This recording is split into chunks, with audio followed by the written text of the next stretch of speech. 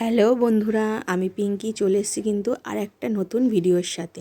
আজকে কিন্তু তোমাদেরকে দেখাবো আমি কি করে ডিমের ঝোল রান্না করলাম। পুরো মাংসের মতন খেতে হয়েছে। দেখো, নিয়ে নিয়েছি রসুন, জিরো, কাঁচা লঙ্কা, শুকনো লঙ্কা, আর এটা তোমার হচ্ছে আদা, রসুন, আদা, টমেটো, পেঁয়াজ কুচি, আর এটা তোমার হচ্ছে তেজপাতাও নিয়ে নিয়েছি, আর নিয়ে নিয়েছি চালমগজ। এই সব কটা দিয়ে তোমাদের আজকে দেখাবো কি করে আমি ডিমের ঝোল রান্না করলাম। এই মশলাগুলো কিন্তু আমি দেখো টমেটোমটাকে নিয়েছিলাম, টমেটোমটাকে কিন্তু আমি পেস্ট করে নিয়ে চলে এসেছি মিক্সিতে। আর যা যা মশলা দেখেছো তেজপাতা বাদ দিয়ে সমস্ত কিছু কিন্তু আমি এই দেখো পেস্ট করে, মানে চালমগজ টগজ সমস্ত কিছু দিয়ে একবারে পেস্ট করে নিয়ে চলে এসেছি। এইবার হাতে বেটে খেলে তো দারুণ হবে, মানে তোমরা যদি শিলপাটায় বাটতে পারো তাহলে তো আরও বেশি টেস্ট হয়। যাই হোক, এই দেখো তারপরে কড়াইয়ের মধ্যে দিয়ে দিয়েছি আমি কিছুটা পরিমাণে সর্ষের তেল। এর মধ্যে আমি ওই যে তেজপাতা আর তোমাদেরকে দেখানো হয়নি, দিয়েছি একটুখানি গরম মশলা সোমবার। এইভাবে যদি ডিমের ঝোল রান্না করো না, খেতে কিন্তু দুর্দান্ত হয়, খুব ভালো লাগে। আর ওই যে পেঁয়াজ কুচোনোটা ছিল ওটা কিন্তু আমি বাটিনি, কিন্তু ওটা কিন্তু আমি এর মধ্যে দিয়ে দেখো ভাজবো সুন্দর করে, এটাকে লাল লাল করে একটুখানি ভেজে নেব। ভেজে নেওয়ার পরে তারপরে কিন্তু মশলাটাকে আমি এর মধ্যে দিয়ে দেব। যাই হোক, জানি না আমার ভিডিও তোমাদের কেমন লাগছে।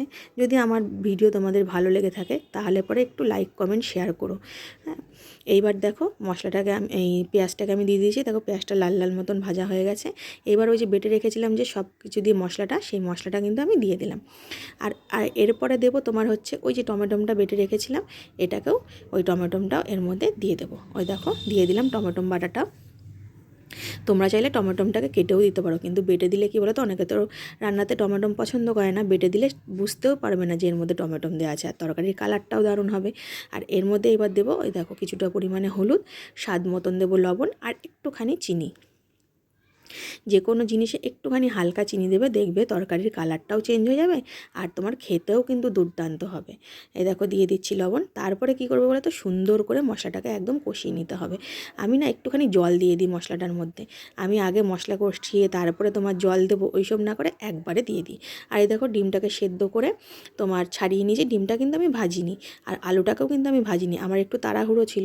কিন্তু এভাবে করে দেখো, ডিম তোমরা ভাববে হয়তো কেমন লাগবে খেতে, কিন্তু না। এই দেখো কাঁচা আলুটা আমি আবার মশলার মধ্যে দিয়ে দিলাম। খাওয়ার পরে বলবে কেমন লাগে।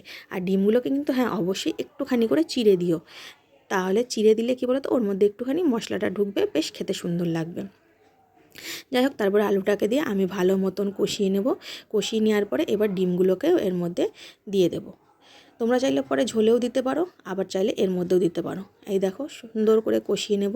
নেওয়ার পরে এর মধ্যে একটু জল দেবো। জল কিন্তু হ্যাঁ অল্প দিলে কিন্তু হবে না, একটু বেশি করে জল দেবে। কেন বলো তো, আলুটাকে তো সেদ্ধ হতে হবে, কারণ তুমি কাঁচা আলুটা দিয়েছো।